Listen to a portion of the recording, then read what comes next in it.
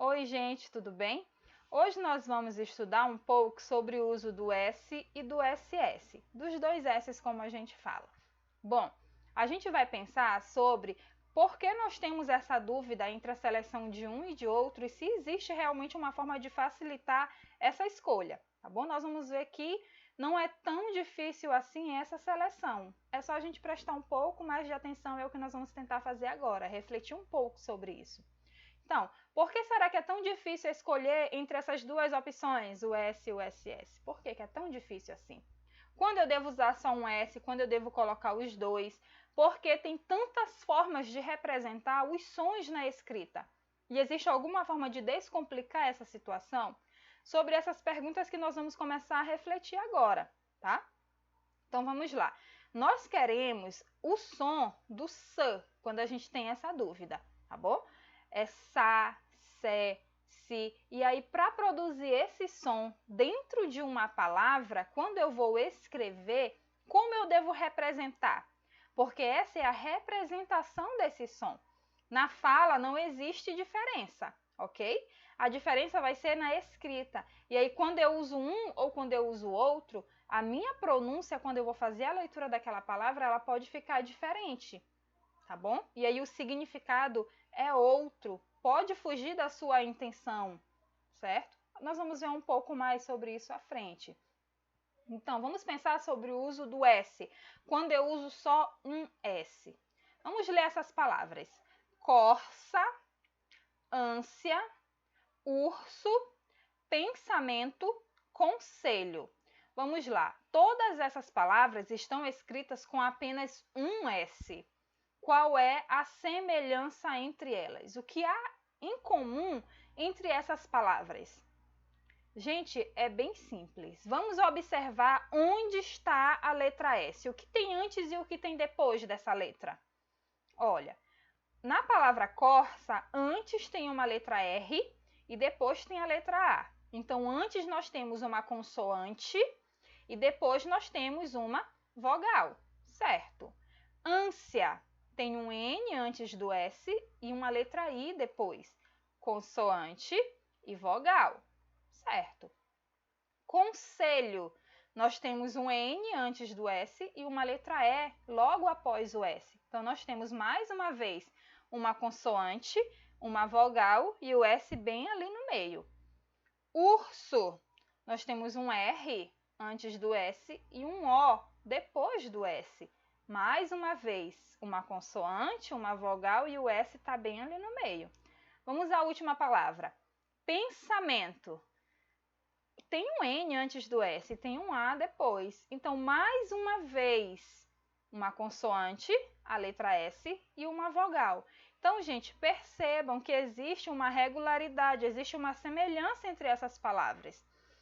Então, nós temos que utilizar só um S quando a gente tiver essa situação, uma consoante antes e uma vogal depois. Não caberia dois S's ali.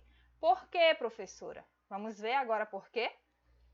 Assado, passeio, missa, massagem, pessoa e fizesse. Ok, vamos ver essas palavras agora, vamos entender por que tem dois S's nessas palavras e nos exemplos anteriores não tem. Assado tem uma vogal antes dos dois S's e uma vogal depois. Opa, nós não temos uma consoante antes, certo? Passeio, vogal antes e vogal depois. Missa, vogal antes e vogal depois. Massagem, tem uma vogal antes e outra depois. Pessoa, tem uma letra E, os dois S's e uma letra O, ou seja, vogal antes e vogal depois. E fizesse a mesma coisa, tem uma letra E antes e uma depois. Gente, deu para ficar claro, não deu? Existe aqui também uma semelhança, uma regularidade.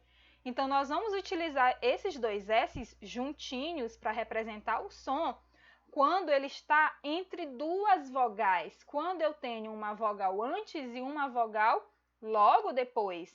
E eu quero produzir esse som, ó, sa. Então, se eu quisesse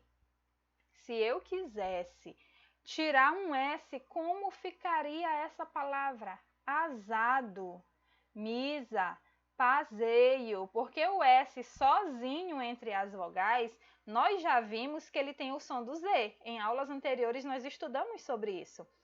Então não tem como esse S ficar sozinho, ele realmente precisa ser duplicado para ele poder possuir esse som. Então, quando ele está lá entre uma consoante e uma vogal, como nesses exemplos aqui, ele não precisa ser duplicado. Ele vai continuar com o som do S. Corça, aconselho. Então, quando eu tiver uma consoante antes e uma vogal depois, é só um S. Mas, quando eu tiver assado, passeio e outras palavras que eu tenha uma vogal antes e uma vogal depois, aí eu vou precisar colocar os dois S's. Tudo bem? Então, será que ficou mais fácil agora decidir qual dessas duas opções a gente vai usar? Como que eu vou saber isso? Gente, nós precisamos observar a estrutura dessas palavras. Foi o que nós fizemos. Nós vimos que na estrutura, na formação da palavra, quando a gente tem uma consoante antes e uma vogal depois, a gente vai usar só um S. Quando a gente tem uma vogal antes e uma vogal depois, a gente vai utilizar dois S's. Tudo bem? E como que eu faço isso? Leitura, escrita, enfim, o uso da língua portuguesa, tá bom? A gente precisa usar para a gente dominar como que acontece o jogo das palavras e o jogo das letrinhas que formam essas palavras, tudo bem? E aí, gente, nós temos que perceber quais peças se encaixam, quais peças que não se encaixam, através da observação, da leitura e da escrita, tudo bem? Isso a gente faz no nosso dia a dia, porque como eu já falei, nós estamos estudando a língua que nós usamos, tá?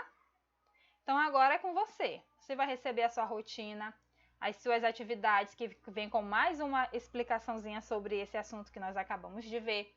Vem as questões, é muito importante que você responda as suas atividades, certo? Tem o seu professor de sala de aula que está disponível para lhe ajudar. E nós temos também o nosso livro didático, tem uma aula bem legal sobre esse assunto, tá bom?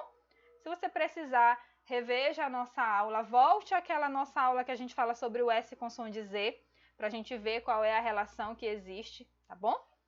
Então, na próxima aula a gente se vê para fazer mais uma descoberta sobre a língua portuguesa. Afinal de contas, nós já sabemos que ortografia é poder e a forma como nós escrevemos e como nós falamos pode determinar como nós somos vistos e as relações sociais que a gente consegue estabelecer. Tá bom? Até a próxima, gente. Tchau!